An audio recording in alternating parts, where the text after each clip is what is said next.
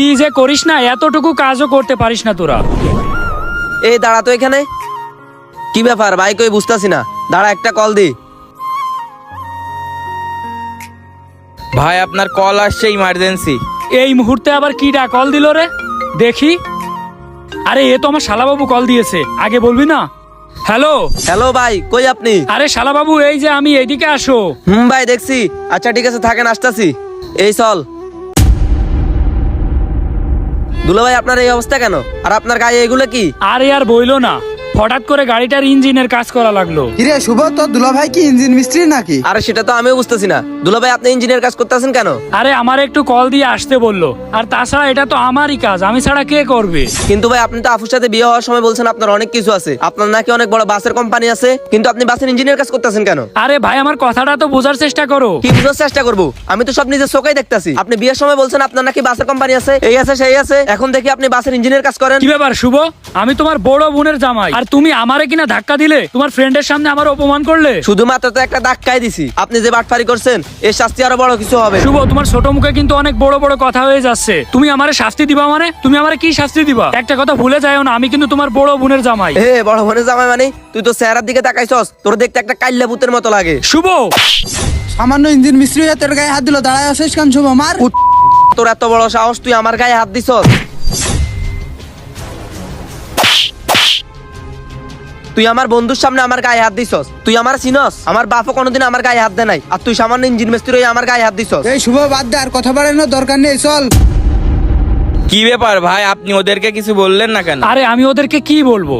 ওরে তো আমি নিজের ছোট ভাইয়ের মতো দেখি, আর ও কিনা আমার সাথে এরকম ব্যবহার করে গেল। আমি তো ভাবতেই পারতেছি না। যাই হোক না কেন, ওদের সাথে আমি আর কোনো সম্পর্ক রাখবো না। এই শুভ, দাঁড়া, তোর সাথে একটু কথা আছে। কিরে তরিকুল, কি হয়েছে? এই শুভ, তোর দুলো ভাই কই রে? এ দুলাভাই মানে?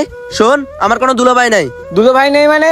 আরে তোর বড় বোনের জামাইয়ের কথা বলতেছি। উনি কোথায়? উনার সাথে আমার একটু কাজ আছে। তোর কাজ আছে, তুই গিয়ে খোঁজগা, আমার জিজ্ঞেস করিস কেন? আমার কোনো দুলাভাই নাই। শোন তরিকুল, এমনিতে মাথা মুথা গরম আছে, ওর কথা বলে আর মাথা গরম করবি না। যা এখান থেকে। এই রাশেদ, তুই গাড়ি টান দে তো, এদের সাথে কথা বলার সময় নাই আমার। বুঝলাম না, এমন ব্যবহার করার কি আছে? এই তুই চল তো সামনে। ভাই আপনার সাথে যে ব্যবহারটা করলো, এটা কিন্তু মেনে নেওয়ার মতো না। এই অব্র ভাই, কই আপনি? ও তরিকুল, কি হয়েছে? ও ভাই, আপনি ওইখানে? আরে এইদিকে আসেন, আপনার সাথে কিছু কথা আছে। আচ্ছা দাঁড়া, আসতেছি। কি হয়েছে? ভাই ভালো আছেন? এই তো আলহামদুলিল্লাহ, তুমি কেমন আছো? জি ভাই ভালো আছি। এই তরিকুল, কি বলবি তুই বল। ভাই আসলাম তো একটা কাজে, ওই কথা বাদ দেন। আপনার শালাবাবুর সাথে আপনার কি হয়েছে? আরে না, কই কি হবে? ও ছোট মানুষ, ওর সাথে আবার কি হবে? ভাই শুনেন, তাইলে আসার সময় ওদের সাথে দেখা হয়েছিল, আপনার কথা জিজ্ঞেস করলাম, অনেক বাজে ব্যবহার করলো আমাদের সাথে। আরে ওইটা তেমন কিছু না। আরে ভাই সত্যি করে বলেন তো, কি হয়েছে? কি আর বলবো ভাই তোদের কাছে? আচ্ছা ঠিক আছে, সাইডে আই বলতেছি। তাহলে চলেন ওখানে বসি।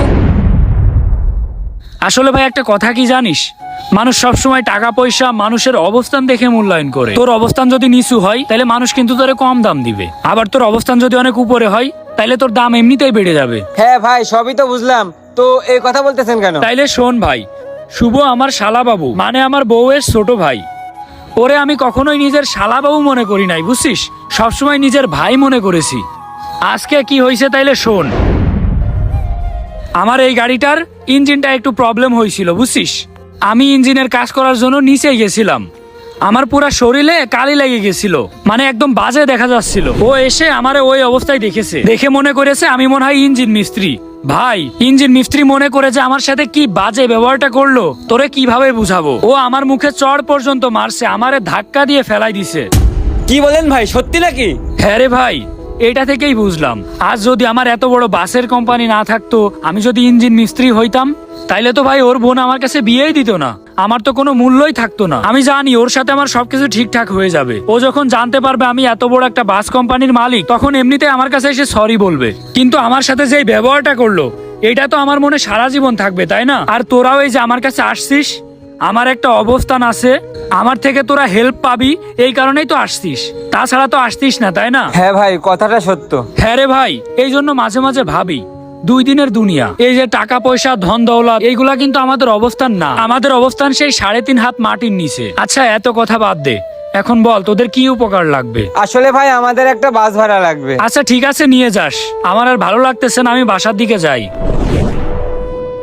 আমাদের কাছে টাকা পয়সা ধন দৌলত এগুলা বেশি থাকলেই নিজের অবস্থান ভালো মনে করি, অন্য কোনো মানুষকে আমরা দাম দিতে চাই না, কিন্তু আসলে এটা নিজের অবস্থান না, নিজের অবস্থান ওই সেই 3.5 হাত মাটির নিচে।